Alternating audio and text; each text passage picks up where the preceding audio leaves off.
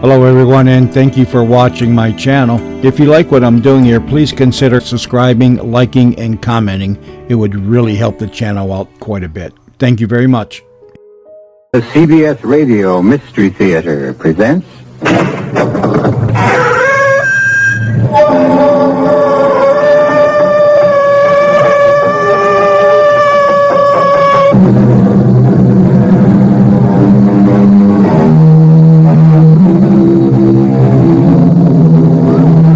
Come in. Welcome. I'm E.G. Marshall. No matter how many times I hear that sound, it still sends a chill down my spine. You know it's a police car or ambulance on the way to or from an emergency in which someone is badly hurt. At Mercy Hospital, not everyone arrives with the shriek of a siren. Most arrive quietly with the help of a relative or friend. Some come alone, hoping against hope that the grasping pain around the heart is only indigestion. A few come under their own power, sheer willpower that keeps them conscious against all of the body's desire to give up, but hoping, as we always hope, that the bell has not yet tolled for us. Hear that, Chief? What does it mean? Siren. Oh, I hope it isn't one of our ambulances. Well, 10 to 1 it is. It was one of those nights in emergency when... Help. Oh, all right, Toby, give me a hand. Yes. Orderly, get that rolling cart. Oh, it's heavy. He's just about unconscious. Where are you hurt, sir? Stomach. All right, orderly. Take him from Dr. Grant and let's get him on the cart. Easy now. On his back. Gently. What is it, Dr. Peterson? Appendix? You won't ask me that. Now I'll open this jacket. Look at that blood on his shirt. What is it, then? Get me some swabs. This man's been shot.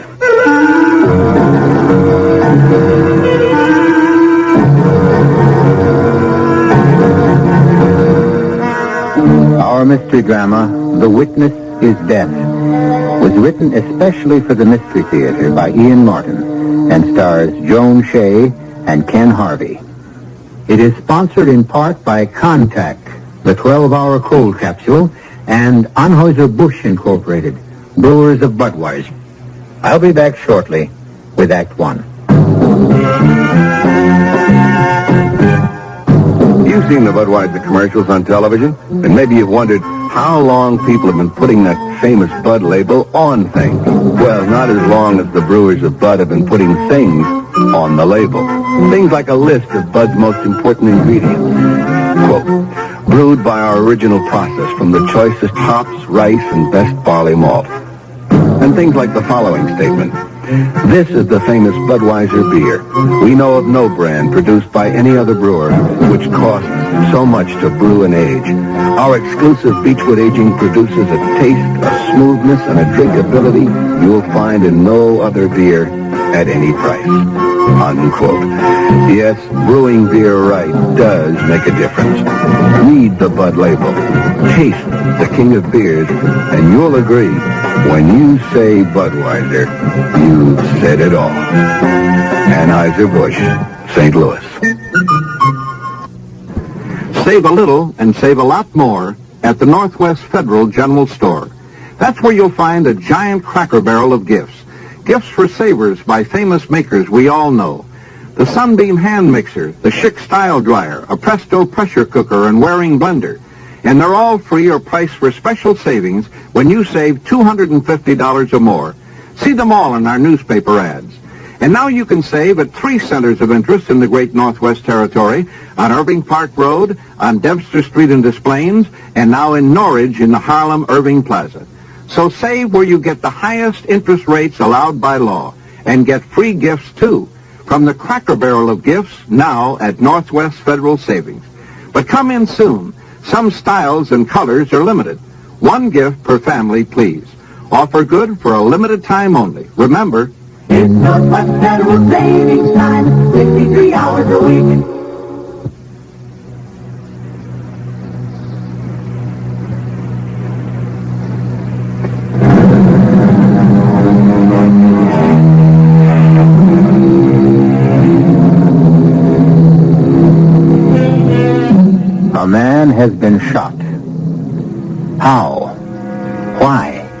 Who is he? By whom was he shot? A jealous husband? A jealous wife? In anger or cold-bloodedly? Sheer accident or with malice aforethought? All these questions must wait as Dr. Brian Peterson works quickly and deftly, knowing this man is on the borderline between life and death, and trying to find out who he is. Can you give us your name, sir? I don't know. You don't know your name? No. Who's... Rip open the rest of his shirt and get your stethoscope on his heart. Yes. We see how he's doing. Will do.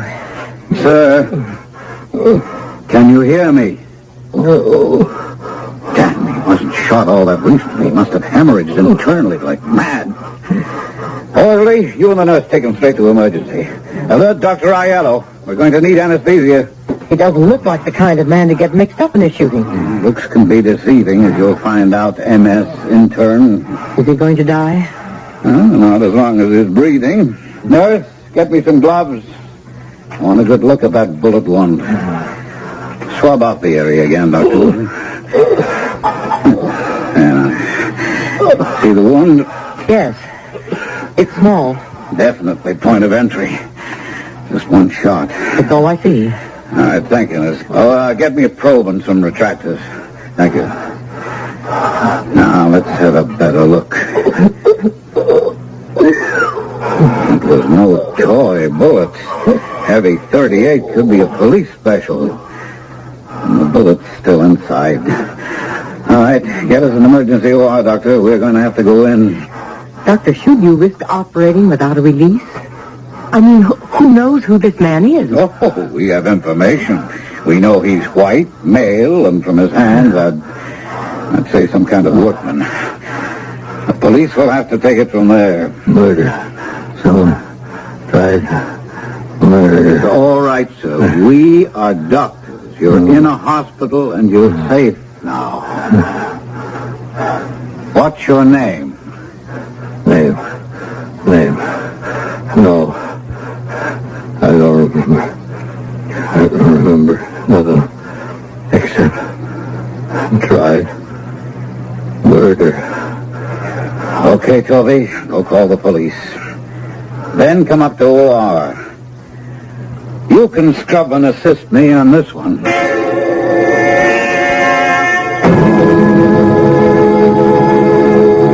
Any change? Well, he's holding on. You got the police? Yes, they're on their way. They have an idea who our mystery patient might be. Have they? The sooner we get that bullet out of his insides, the happier I'll be. It's behind his spleen, resting on the spine. You say the police think they know who he is? Yes, a man named Roy Richardson. That name mean anything to you? Of course. Don't you dames ever read the papers? Of course not, Doctor. We're always too busy curling our hair or recoloring our nails. Oh, don't get your back up. Well, then stop looking down your nose. I happen to have been on duty 60 hours out of the last 72. No, I haven't read the papers. Who is Roy Richardson? You know who Augie Larch is. Well, he'd be a little hard to miss. Our big-time racketeer who got nailed on income tax evasion is about to go on trial. Yep, you know why. Oh, because someone in his organization was willing to turn state's evidence in order to... Roy Richardson. That's the guy's name. Yeah, He's a witness. if we can bring him through.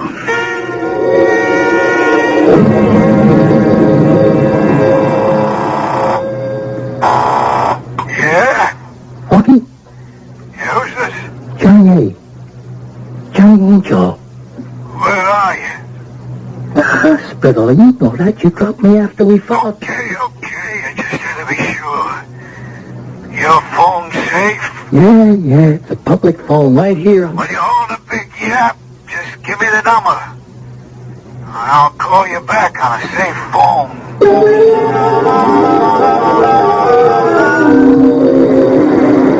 Suction.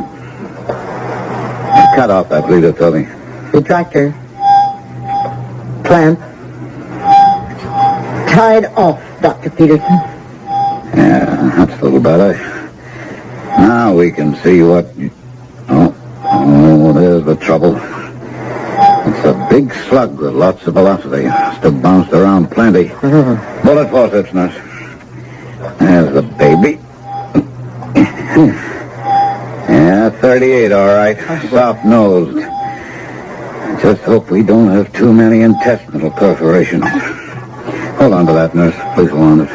I don't see any damage to the vital organs. Mr. Richardson is still going to be lucky to pull out of this one. And even if he does, to stay alive.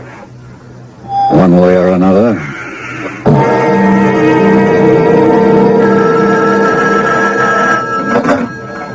Mercy Hospital? It's okay, Augie. It's me. It's Johnny A. Okay. What's the scoop? They're operating on him now. Yeah, did he talk? I don't think so. He barely made it in the door. I saw the lock but couldn't get to him in time. Is he gonna make it? I got no way of knowing. You better make sure he don't. Augie, what can I do here in the hospital? You better figure that luck never comes true. He can nail me, and I don't intend to be nailed. But if I should be, you better know you're deep-sixed. But Augie... Don't talk, move. I'm going to give you a safe number you can contact me through. And if you need guts, I'll send them to you. If that fink's mouth has got to be shut, let Gus handle it. That dummy is expendable. Only you back him up and make sure.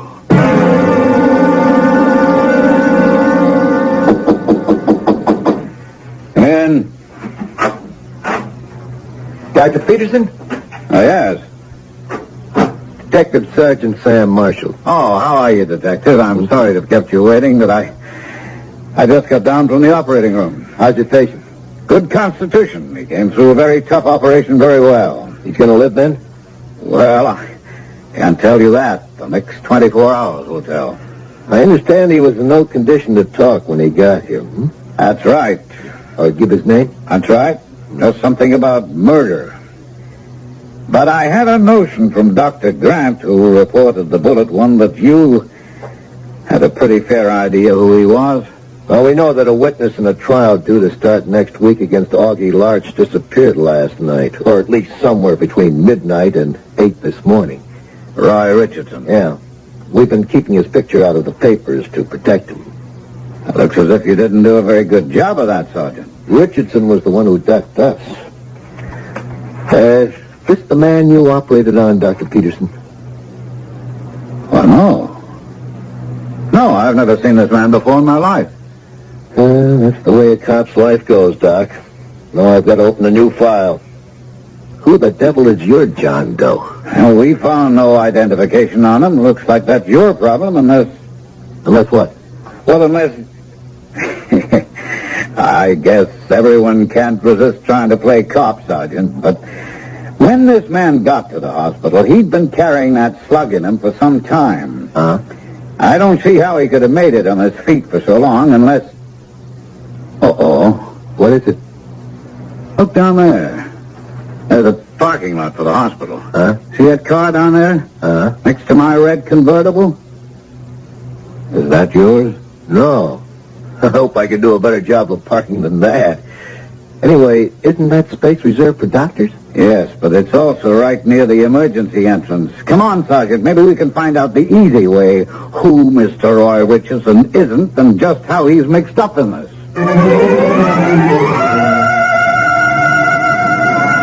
There's blood all over the seat. Don't touch the wheel, Doctor. You find anything? Registration for the car. Joseph C. Wilson, 1440 Fourville Avenue. Height 5'11", 1/2. Weight 170. Eyes blue-gray. Hair light brown. Age 36. Sound familiar? Yes, that could be the man I operated on. Description fits. Apex Insurance. In case of accident, notify Mrs. Joseph Wilson. Let's go do that little thing, Doctor. You know this Wilson? I mean, was he another witness? Never heard of him. But I'd give a lot for a few words with him. Richardson is still missing, and my hunch is any deal he thought he could make with Augie Larch was one way. The odds are that Richardson is already at the bottom of some convenient lake. The big question is, did they intend to dump Mr. Wilson there, too? Or was he one of them and something went wrong? Either way, you've got to help me get something out of the guy. We had Augie Larch just where we wanted him. And I don't want to see him get off the hook.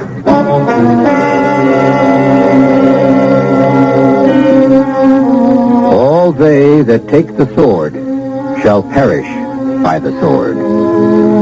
Is Joe Wilson's fate just retribution? Or is he an innocent victim? Is he another unfortunate possessor of information about the illegal operations of a ruthless criminal? Or is he something else entirely? Someone with no contact at all with Augie Larch, and yet who is infinitely more dangerous to him. I'll return shortly with Act 2. Give your hand to a friend. Give your heart to your love.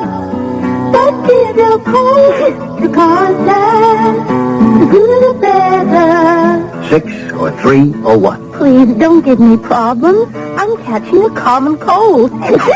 Sneezing, drips, congestion. Relief of those symptoms. You'd need 6 cold tablets, 2 every 4 hours, or 3 ounces of Cold's liquid, 1 every 4 hours, or just 1 contact. I know, the tiny time pills. Right. Both the others are things for aches and fever, and the liquid, something for coughs, not found in contact. Your cold, your choice. Sneezing, drips, congestion. I'll take the contact. Give your cold to contact. The good, the better. 6 or 3 or 1. Take contact. Only as directed. The Marine Corps Reserve are looking for a few good men to help keep the peace.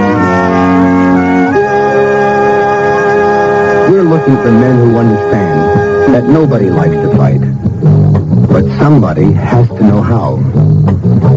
We want men who want to see their children grow up in an age of peace. Men who will do more than wish for it. Men who will work for it. Men who don't need the draft to know there's a job to be done. Men who ask themselves what they can do for their country and do it. We're looking for a few good men to stand with the Marine Corps Reserve. No shortcuts, no compromises, no promises except one. You'll be a Marine, and you'll be ready. That's the job of a peacekeeper.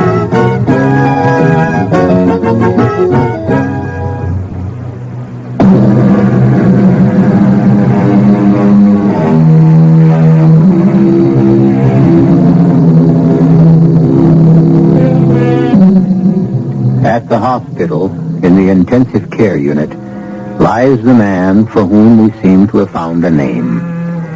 But while the doctors monitor and fight to save the patient's life, Detective Sergeant Sam Marshall doggedly follows his job of finding out if he really is Joseph C. Wilson. And if he is, who he is, what he is, and what led him to being the target of a perhaps lethal bullet. As soon as the necessary police machinery has been set in motion, he goes personally to interview Joe's wife, Helen. And I was frantic. I was just going to call you. The police, I mean. Now you tell me this. How could anyone ever shoot my Joe? Well, the point is, somebody did, Mrs. Wilson.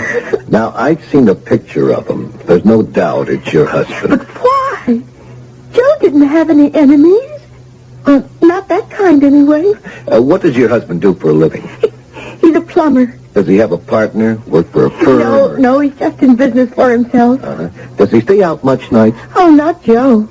Outside of his work, the kids and me are his whole life. How many children do you have? 2. Ronnie, he's 8, and the baby, Sue Carol, she's 3. How come he went out last night? Well, it was an emergency call. Know from whom? Oh, yes. The Bensons, up on Long Ridge Road. They're old customers and kind of friends, so that's why he went out so late. Would there be any reason for him to come back by the old high road? Yes. Yes, he stopped stubborn about some things. It's a shortcut, but what? I've asked him not to use it. There are so many blind curves, and it twists, and it's narrow, and it's all full of potholes, and nobody uses it much since it's so deserted, and since if you do meet someone coming the other way, it's so easy to have an accident. I was always afraid, and now he's had one. Please, I want to go to my husband. I want to talk to him.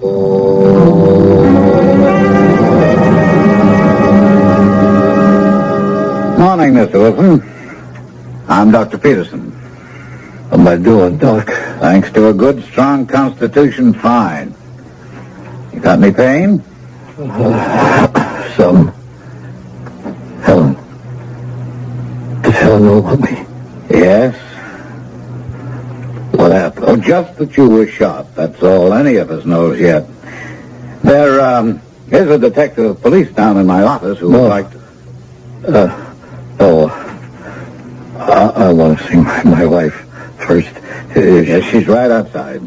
Nurse, you can get Mrs. Wilson and bring her in. Doc. Yes? Could I, see her alone for a minute? Well, if you promise not to overexcite yourself. I don't want to scare you, but you're a long way from being out of the woods yet. I promise. Joe, darling. Helen, baby. You all right, honey? Me. I can eat anything, even a let's hug. Well, I'll give you two a moment alone. Come on, nurse.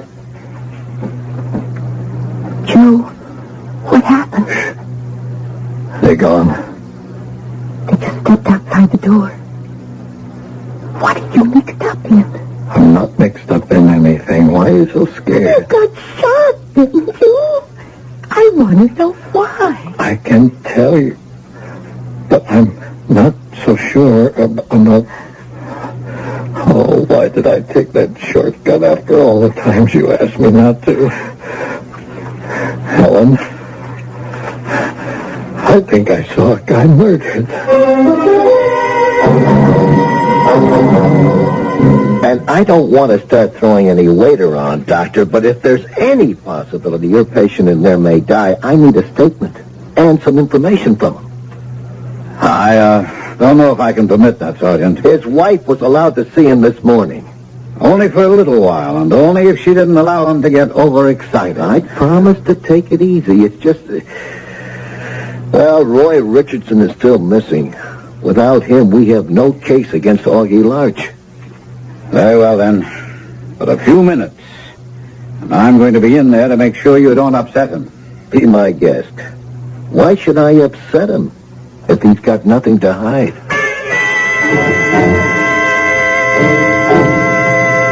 This is Detective Sergeant Marshall, Joe. He wants to ask you a few questions. I'll do, Sergeant. Feeling better? Well, kind of weak, like... Go ahead. You're a plumber, Mr. Wilson, huh? Yep. And last night you were called on an emergency job late after dinner. That's right, the Bensons. Good customers, good friends of mine. Mm-hmm. They sprung a leak in the main water valve coming under the house. Had quite a time of it before I could get a new washer in there. And afterwards, you came home by the old high road? That's right. Saves about 3 miles over going around a new road. At what time was this, Mr. Wilson? Oh, 11, maybe 11:45. And what time did you leave to go to the Bensons? Around 7:30. Got there maybe about 8. Mm-hmm. 3 hours to put in a washer? Well, like I say, I had a tough time of it. And the Bensons are old friends. I stuck around talking, had a beer or so. And it was coming back on the old high road you were shot? That's right. How? Well, see, I was coming around a sharp bend where the road kind of dips down in a hollow. Uh-huh. And I hear what sounds like a blowout. So I hit the brakes, slow down as I come around the bend, and I see in my headlights this car parked off the road by the lake, facing me, with the headlights off. The car was off the road? Well, half on the shoulder. And right beside it, there was two other guys lifting someone like he was hurt. I stopped and I got out and I yelled, "Could I help?" And before I knew it, one of them pulled a gun and took a shot at me. And hit you. That's why I'm here. What did you do then? What would you do? I dived from my car. Thank God I left the engine running, and I took off right past them like a hound dog with a bee up his tail. They shoot at you again? Sergeant, I don't know. All I knew was I was hurt and heading for the hospital. Another thing to thank God for. They hadn't pulled off the road. I'd never got past them. You know, Roy Richardson, Mr. Wilson? The name's familiar, but... You ever hear of Augie Larch? Oh, you mean the gangster, the mob guy? Now, you tell me. Was he one of the men you saw murder Roy Richardson? Oh, I don't know for sure who was murdered, or even if it was. Oh, you must have seen these men in your headlights. Could you identify any of them for us? Oh, I don't know. If You'd be willing to try, huh? Well, I guess. Sure. I mean... Sergeant, I'm sorry, but I'll have to stop you. That's quite enough for now. Okay, you're the doctor. But I'm going to have to talk to him again. Just so long as it won't endanger his life. Oh, don't worry about that. His life is just as important to me as it is to you, Doctor. But from here on in, I'm going to do everything I can to protect it.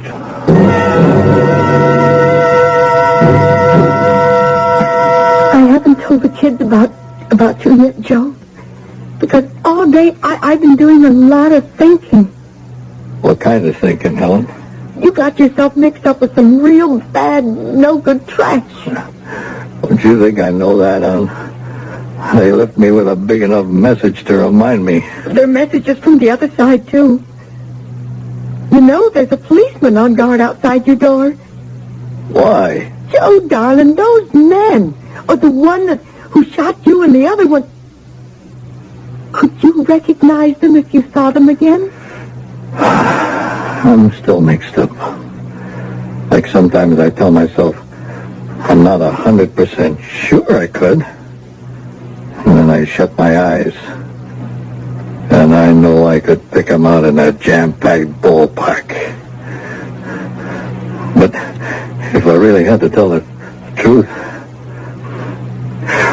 I think maybe the reason is I'm just plain scared. Oh, Joe, darling, don't you see that's just the way I feel?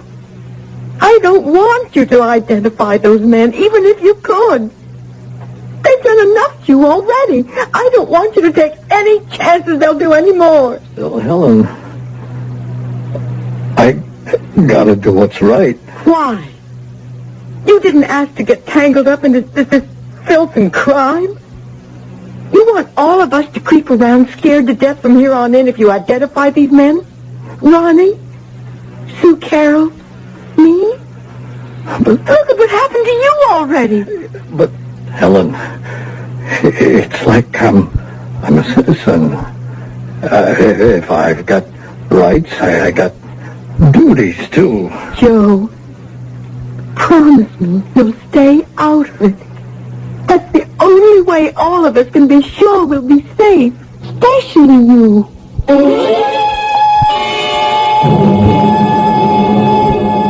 You're sure, Sergeant Marshall? Positive identification, Doctor. You haven't been in the water that long. After talking to Mr. Wilson, we located the spot where the shooting took place. We had a crew with us, and they brought up Richardson the third time down. Bullet through his head. So there goes your witness on the evasion of taxes trial. Small potatoes. Now we can get him on a bigger rap. Murder? If your patient, Mr. Wilson, comes through. Can I see him now?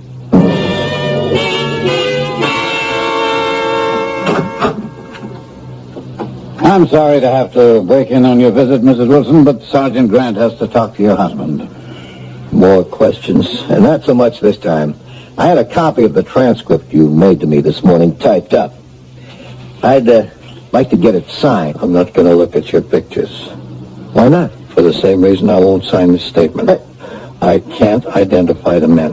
You indicated you might. Well, I'm not sure anymore. He'd be in terrible danger if he could. Mrs. Wilson, every precaution is being taken for your husband's safety. You saw the police guard outside the door. What about my wife and children? I'm trying to cover your house, too. With killers like these, that's no protection. What else can I do? Could I come up with an idea? And welcome. Well, it's the neat old adage which solves all problems. Dead men tell no tales. I don't understand. Well, look, suppose everyone thought your husband had died from the bullet in him. What would those gunsels have to worry about then? You released that story to the press, I'll substantiate it. A big little white lie, Doctor. Would you be willing to look at the pictures then, Mr. Wilson? And make an identification, if you find one? Or two? Helen? Joe, I don't know what to say. If everyone is willing to put themselves out like that, how can we let them down?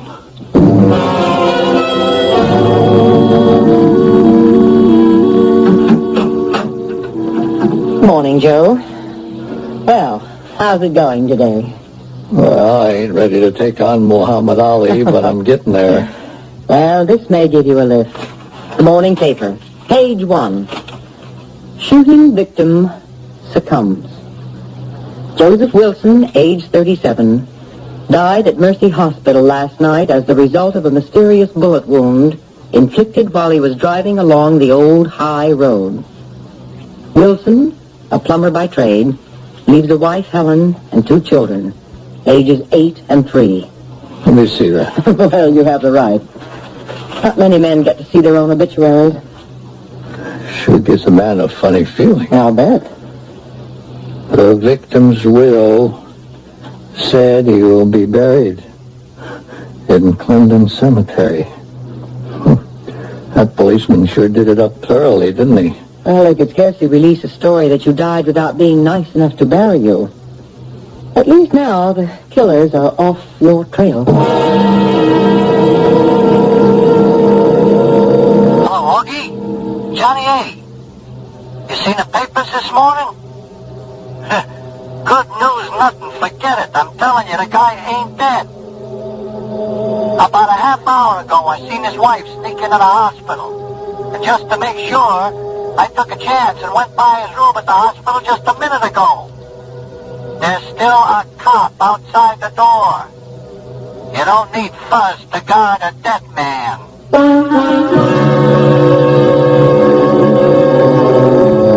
So, it appears that our innocent bystander is still in jeopardy.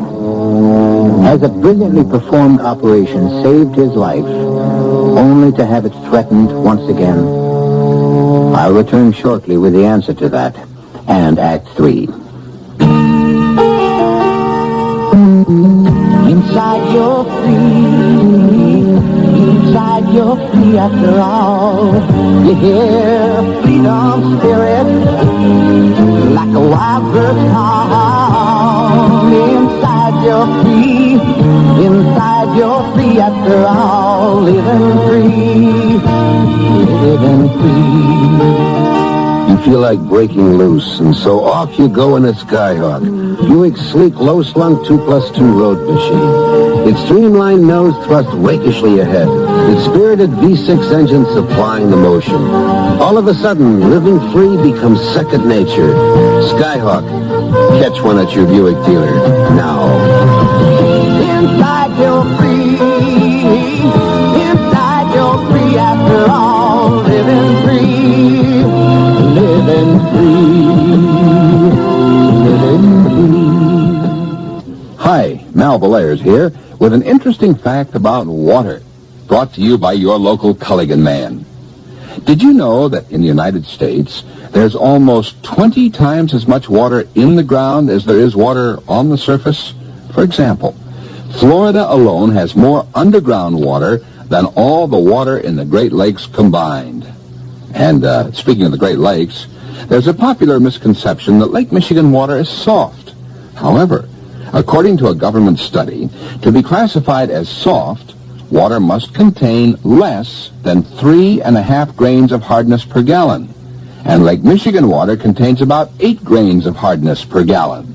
So, call your local Culligan man. Ask him to show you the difference that hardness makes. Whether you have Lake Michigan water or other than Lake Michigan water, you'll be astounded.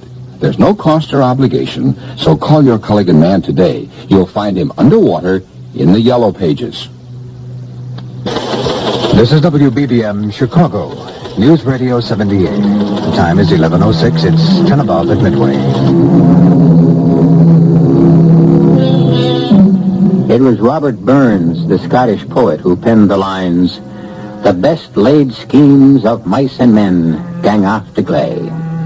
Certainly all the plans to protect Joe Wilson by announcing his apparent death have been negated by his wife's thoughtless and untimely visit, and the fifth columnist in the hospital.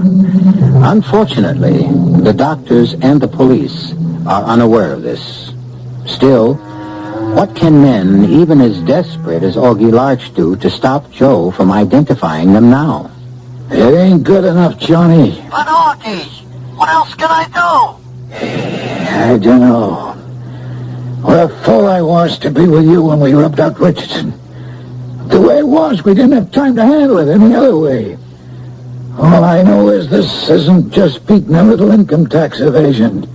My neck is on the line for the big M. So's mine, Augie. Yeah, well, that's what I'm counting on. I'm sending you Gus. Between yous, you better figure out some way to make that orbit come true. Okay, boss. But don't you give Gus a gun. I'll handle that end if we need it. Don't worry, it's muscle I'm sending you. I wouldn't trust him with a gun either. But don't forget, I don't care how you do it, but I want that witness dead. Like I said, it's my neck on the line too, Augie. One way or another, that's just what he'll be before the day's out. And Mrs. Wilson is up with him now, still? I guess so. I've been on rounds. After all our arrangements, why did you let her go up there? She was already in the hospital and on his floor before I bumped into her by accident. I tried to argue her out of it, Doctor, but she insisted on seeing him. Yes, and if those mobsters are having the hospital watched, the whole cover scheme may be out the window by now. Well, even if he was dead, she had a right to come and make arrangements for his funeral. Yes, I suppose. But when Sergeant Marshall turns up, he'll probably blow a gasket. Not the damage if any's done already, so there's no use our getting excited about it. One thing we can do. What? Smuggle her out of here the best way possible without a chance of her being seen. I have 4th floor nurse's desk. Well, this is Dr. Peterson. He is? Oh, yeah, well, would you tell him I'll be right down? That's the sergeant. He's downstairs. Now, look, Tully, I'll go down and delay him a little. We can't wait for dark. You go along to the room and get Mrs. Wilson out of there. All right. I don't care how you do it, but if possible, without being recognized. Honey, I don't care how long you argue with me. You're not going to change my mind. Joe, why should you risk your life? Ellen, I know you love me. But you should have gone on out to Dayton with the kids like we planned. You took an awful chance coming here today when I'm supposed to... I know. But I told you. I sent the kids off last night, and your mom and pa were going to meet them. I couldn't go, Joe. I laid awake all night worrying about the chance you're taking. And I had to come to ask you not to take it. Baby, I'm a citizen. It's my duty. I'm sorry to break in on you, but Sergeant Marshall is downstairs and on the way up. Mrs. Wilson, I think you'd better get out of here.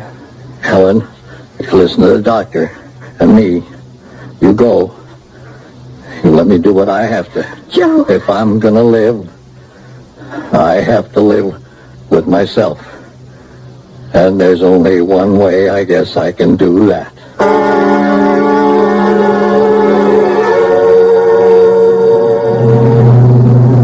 I'm not going to try to pretend I'm not sorry the wife came here, but there's no sense in worrying over spilt milk, Dr. Peterson. Sooner we get a positive identification on who murdered Roy Richardson, the sooner Joe Wilson will be out of danger. From outside threats, perhaps. The man is still fighting for his life from the damage that bullet did to him inside. So, take it as easy on him as you can. Cops are human, Doc. That's all right, officer. Just relax, but keep your wits about you. Can we go in, Doctor? Oh, sure. Well, afternoon, Mr. Wilson.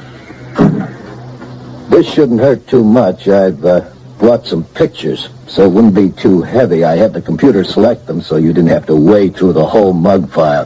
For example, this here first one. Do you recognize him as one of the men you saw carrying Roy Richardson's body the night of the murder? Well, why, I've seen his picture in the newspapers. Yeah, he's a prominent man. Was he one of them? I like to get something straight first. Ask. If I identify the guys, what happens then? Oh, we pick them up and arrest them. And I'm out of it? Well, not exactly.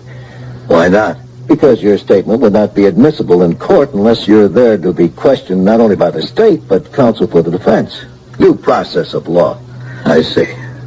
Why do you ask? It's all right, I'll get that. Because I'm afraid my wife will feel I sold her and the children down the river. It's the other way. You're buying her, your children, and yourself freedom from fear. I'm sorry, there's some flowers for Joe. Special receipt requested. Flowers for a dead man, huh?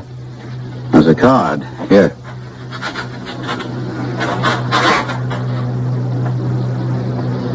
You read it, Sergeant.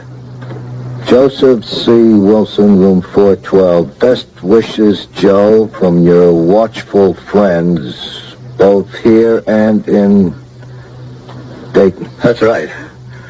Dayton. Where I sent my kids to be safe. Oh, forget about this. Your wife shouldn't have come to see you this morning, but you'll be protected. Yeah, we're going to be protected, Sergeant Marshall. You get your little pen and pencil out. I'm going to give you my final statement. Now, wait a minute. Not even a second. You start writing. It was too dark on the old high road for me to see a thing. I don't know what happened. I couldn't identify anyone in a million years. Just count me out as a witness.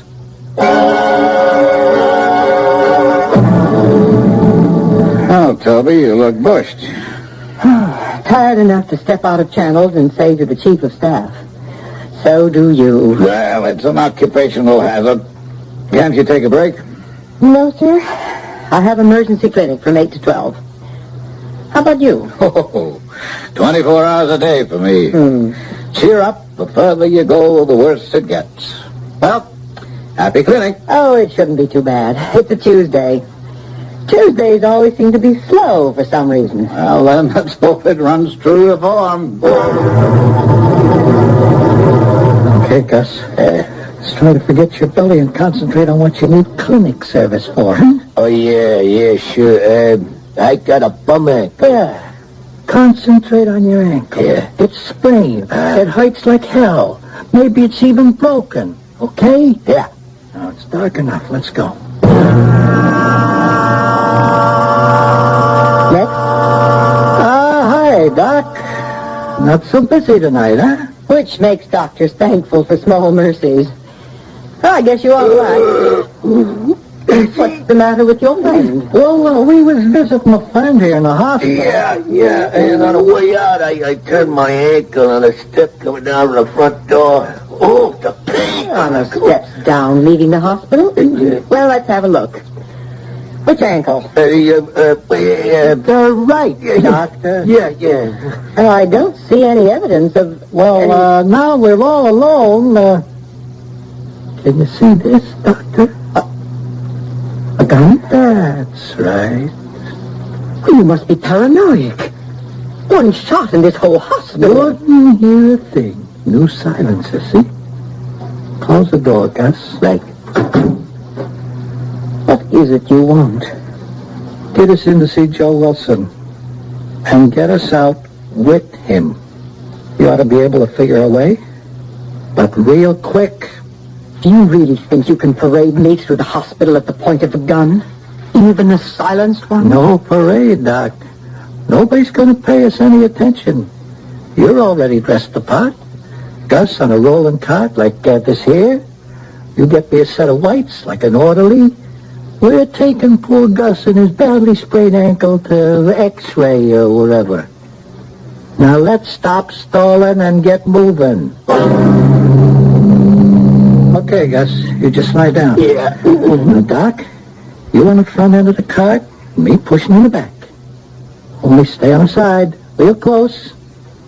Feel the gun. What are you going to do with Mr. Wilson when you get there? Get rid of him. But I promise you, he hasn't identified anyone to the police. He ain't gonna have the chance. And what about me? You're not so hot at guessing, are you, Doc?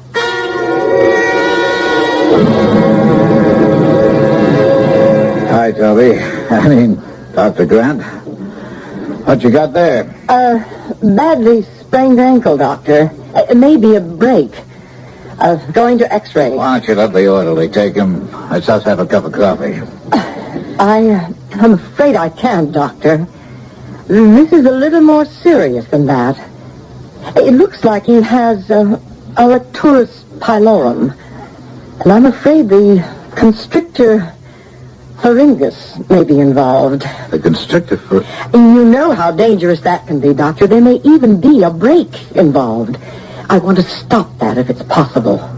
Okay, Doctor, that's your problem. You'll be able to handle it. I'll just go hit the hay for the night. You do that, Doctor. I've got to get this man up to 4th floor X-ray for special pictures. Oh, by the way, you better take the back elevator. The front one's out of whack again. Oh, I didn't know. Oh, didn't the orderly tell you? Well, he's a new man, Doctor. We'll handle it. Okay, it's your problem. I'm going home and forget the hospital exists. Nice going, Miss Doc. You handle that real sensible. Now, how far to the other elevator? Oh, not far. Just a few zigs and zags. It's in the old building. But what do you expect to do when you get there? Just substitute our stretcher passenger for Joe Wilson. Gus has an orderly suit he can change to. Then we just wheel our patient back down and out of your life. Out of mine? It's like any professional job. You can't leave any loose ends. This the elevator? Yes. I guess this is it.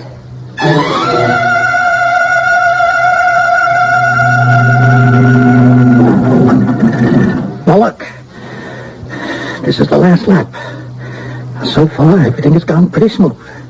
Let's keep it that way.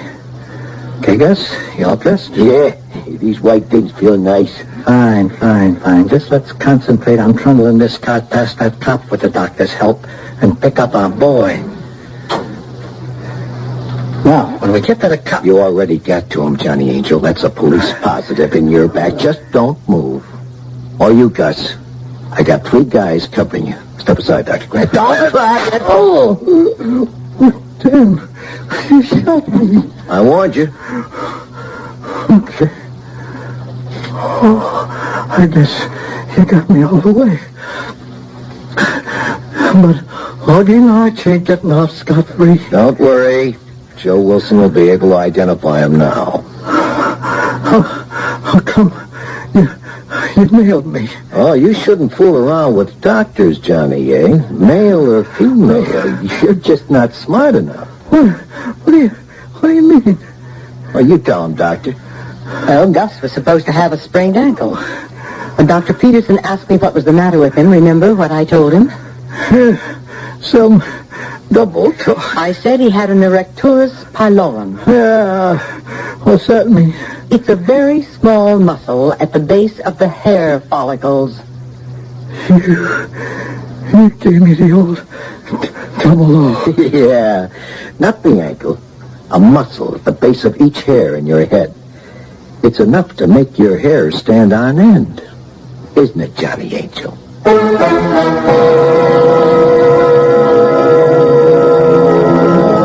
With the help of Joe Wilson's identification, Augie Larch and Johnny Angel were charged with criminal homicide and held without bail. Later, both were convicted and sentenced to maximum terms. Joe recovered successfully, and he and Helen subsequently had 2 more children. It's really another story with a happy ending, more or less, except for one thing. In the state where our story took place, murder in the first degree is, once again, the death penalty. I'll be back shortly.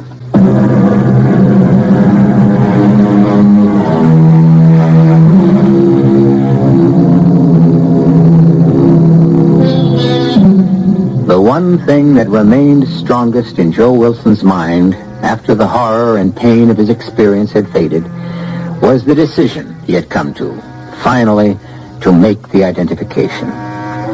For whatever satisfaction the criminal's attempt to stop him may have given them on the way to the grave, for the rest of his life, Joe had a far better one. He could face himself every morning in the mirror and be sure, more than most of us, that he was a man, and a good one. Our cast included Joan Shea, Ken Harvey, Sam Gray, and Ian Martin. The entire production was under the direction of Hyman Brown.